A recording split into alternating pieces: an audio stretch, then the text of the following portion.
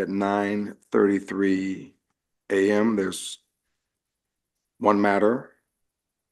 There are two matters on the docket, but one matter is on consent, which is South Coast Air Quality Management District versus Baker Commodities, Inc., case number 6223-1. I first would like to lay a motion upon the table to allow Cynthia Verdugo Peralta to participate remotely under the emergency circumstances of AB 2449. Ms. Verdugo Peralta, before there's a second to the motion, would you like to provide a brief statement as to your reasoning and need to use such provision of code?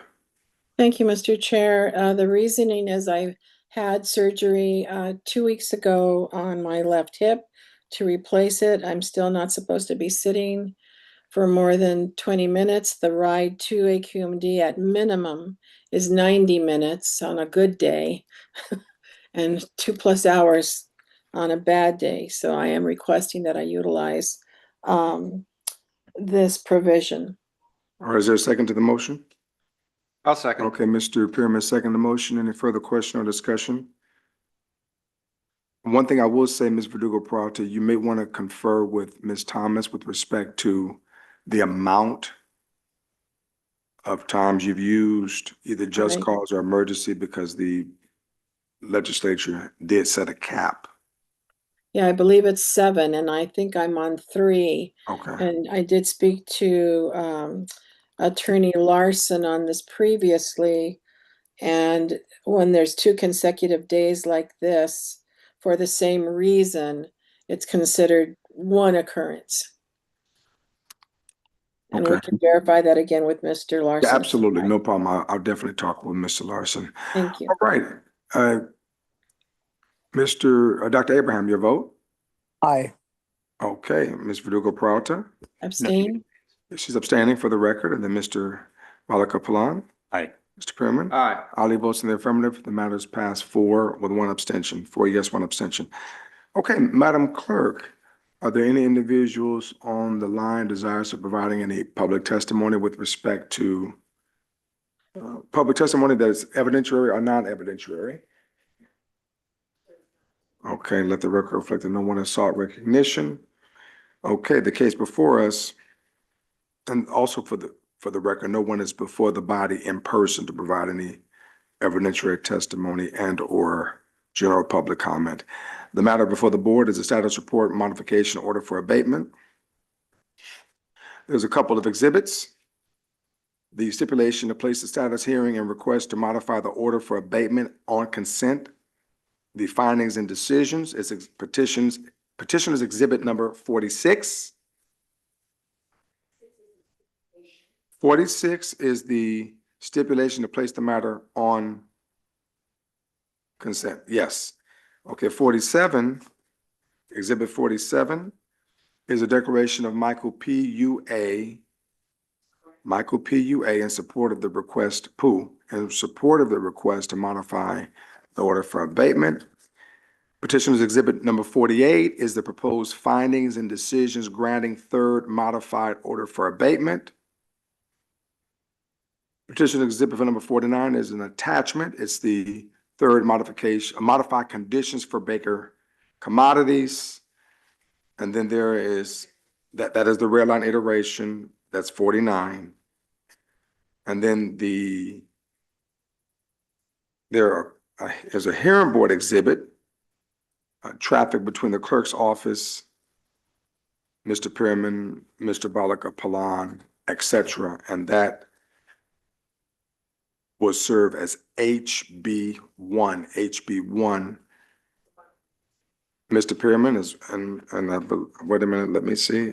Was there, believe is that, wait a minute, okay, HB1 is traffic between Pierman, clerk, and attorneys. HB2 is traffic between Balaka Palan, clerk's office, as well as attorneys, HB2. All right, that concludes all of the exhibits. I'd like to open up the floor for discussion.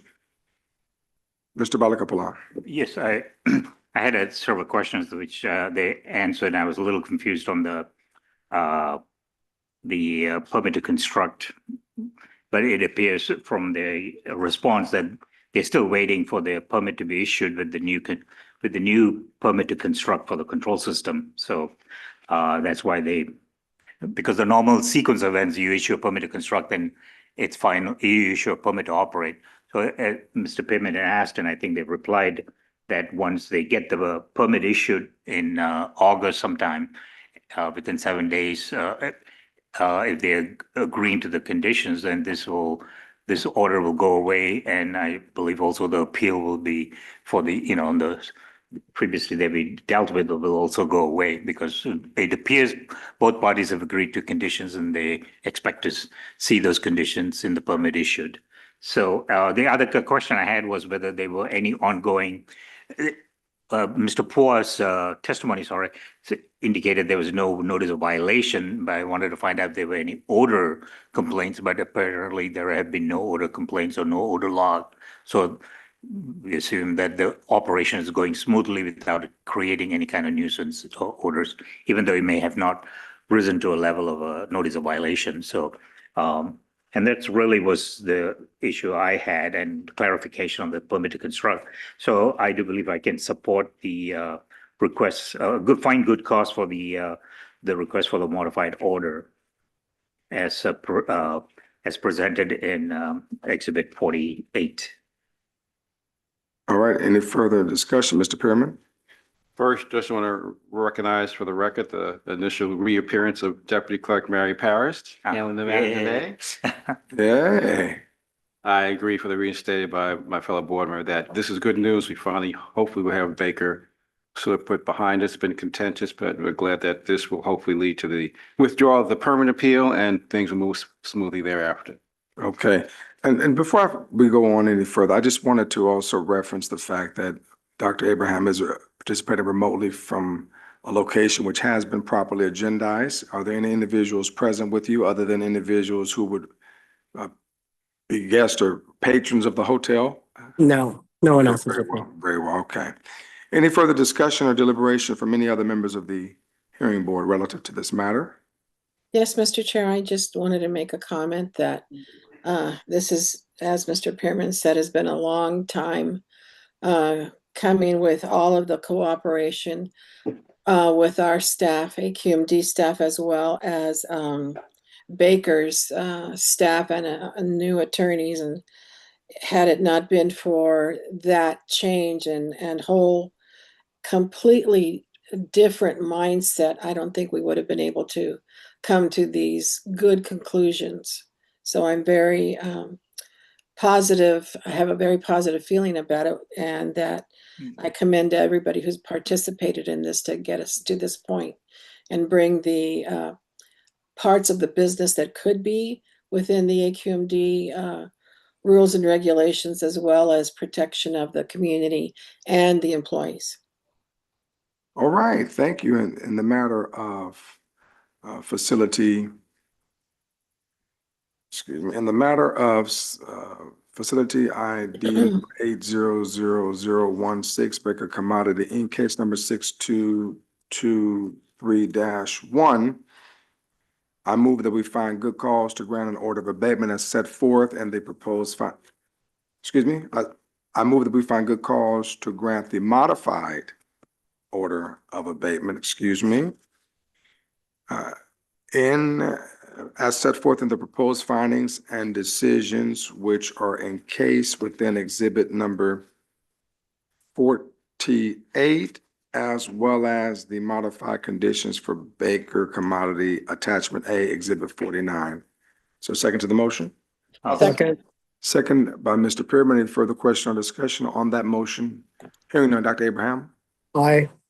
Ms. Verdugo Prata? Aye. Mr. Balakapalan? Aye. Mr. Pearman? Aye. Ali votes in the affirmative. The matter is hereby approved unanimously.